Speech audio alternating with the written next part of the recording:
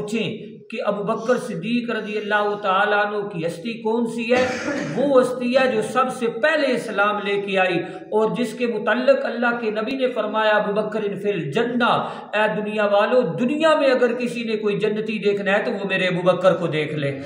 تو جب وہ جنت کا سرٹیفکیٹ اپنے نبی سے حاصل کر کے پھر بھی وہ اللہ تبارک و تعالیٰ سے اتنے ڈرتے ہیں، کون؟ ابو بکر صدیق رضی اللہ تعالیٰ عنہ۔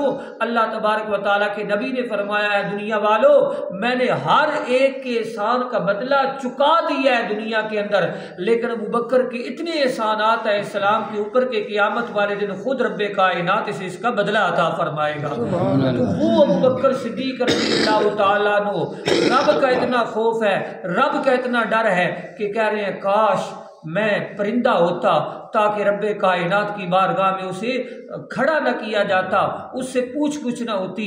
اور اسی طرح حضرت عمر فاروق رضی اللہ تعالیٰ عنہ، اللہ اکبر، آپ نے ایک مرتبہ جا رہے تھے، واللہ لو ان طلاء الارض ذابا لفتدیت بی عذاب اللہ ان اراؤ۔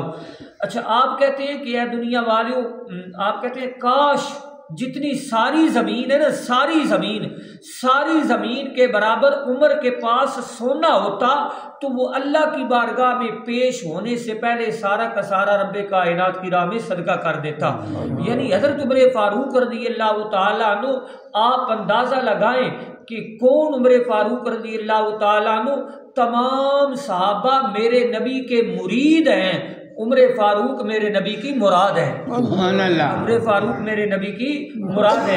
اور وہ حضرت عمر فاروق رضی اللہ تعالیٰ عنہ، ایک مرتبہ نا آپ جا رہے تھے تو آپ کی نظر جانور کے چارہ کے اوپر پڑی، تو آپ نے فرمایا یا لیتنی مثل ھذا الطیب، آپ نے فرمایا کہ کاش اے بھوسے، اے چارے، میں تیری مانند ہوتا۔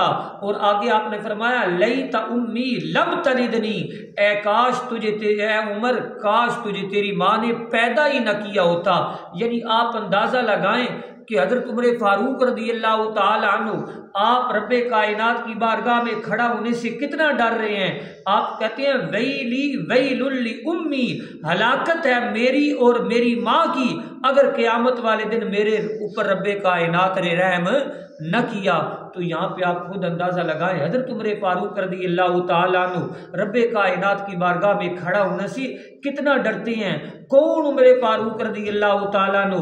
ایک مرتبہ نا قام یصلی بنا، ایک مرتبہ نماز پڑھ رہے ہیں تو نماز پڑھتے ہوئے کھڑے ہو کے جب تلاوت کی گئی نا فلما بلغ قول اللہ وقفوہم انہم مسئولون، کہ تمہیں رب کائنات کی بارگاہ میں کھڑا ہونا پڑے گا، تم سے سوال کیا جائے گا۔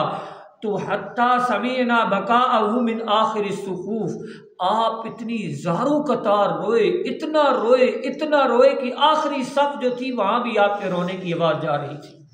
اللہ اکبر۔ کون عمر فاروق رضی اللہ تعالیٰ عنہ؟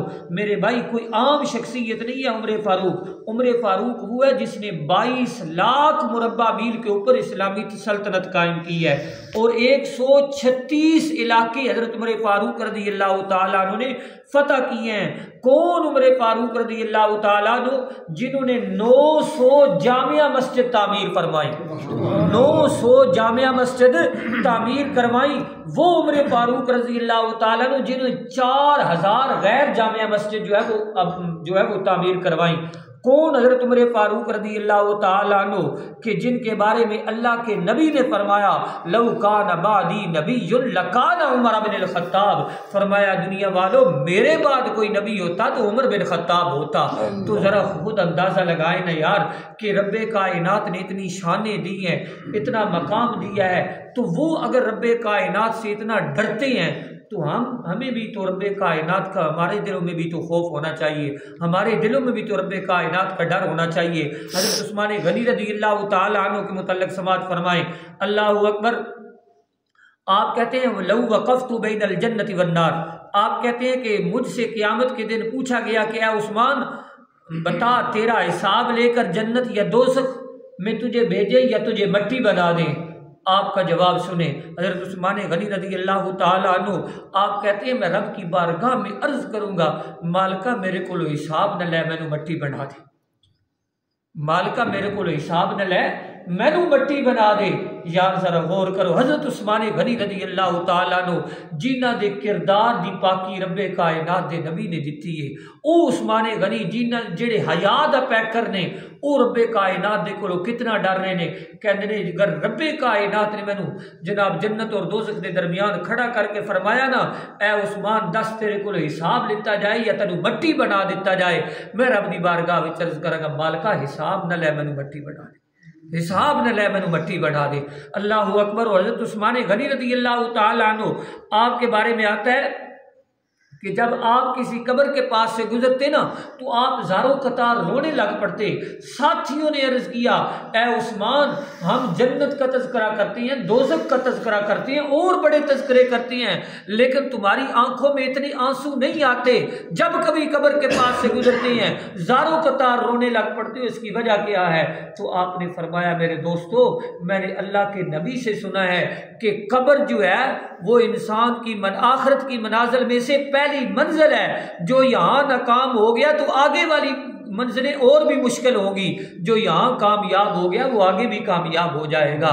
تو اس لیے حضور نبی کریم صلی اللہ علیہ وسلم کے غلاموں کون حضرت عثمان غنی رضی اللہ تعالیٰ نے، یہ ساتھ میں تھوڑا تھوڑا آپ کو اس لیے بتا رہا ہوں تاکہ آپ کو پتہ چلے کہ اتنی شانوں والے صحابہ اگر رب کائنات کو ان کے دلوں میں اتنا خوف ہے، کون عثمان غنی؟ میرے نبی نے فرمایا لکل نبی رفیق و رفیقی یعنی فی الجنت عثمان، آپ نے فرمایا کہ ہر نبی کا ایک رفیق ہوتا ہے اور جنت میں محمد کا رفیق عثمان غنی ہوگا۔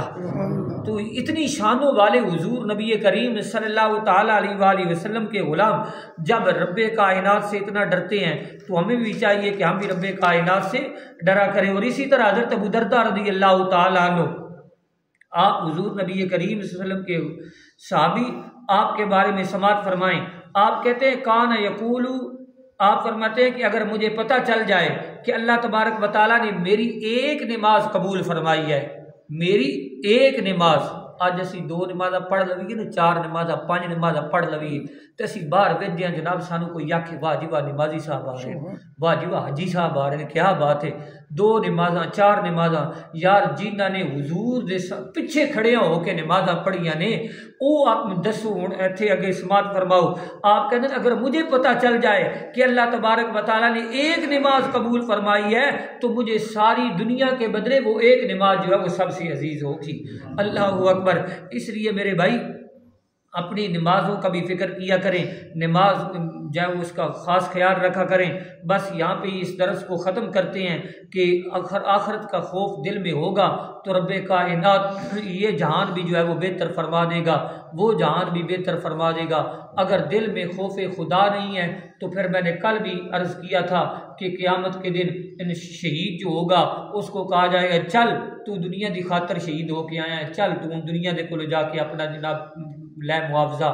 عالم نو کیا جائے گا تو دنیا واسطے علم پڑھیا سی، دنیا تینوں عالم کہہ لیا، ہن اج میرے کول تیرا کوئی جڑا وہ بدلہ نہیں ہے۔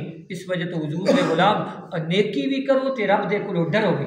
اس مالک کائنات دی ذات بڑی بے نیاز ذات ہے، اگر وہ غفور و رحیم ہے تو وہ جبار بھی ہے، وہ قہار بھی ہے۔ ساڈا اس پاسے بڑا زور ہوندا ہے وہ غفور و رحیم ہے، لیکن اسی گل نو کیوں بھول جاندے ہیں؟ وہ جبار بھی ہے، وہ قہار بھی ہے۔ خواجہ حسن بصری رحمۃ اللہ تعالی علیہ اور حضرت مائی رابعہ بصریہ رحمۃ اللہ علیہا آپ دے بارے میں آندا ہے کہ ایک مرتبہ حضرت خواجہ حسن بصری بڑے خوش حضرت مائی رابعہ بصری آپ نے عرض کی تھی اے حسن بصری کیوں خوش ہو؟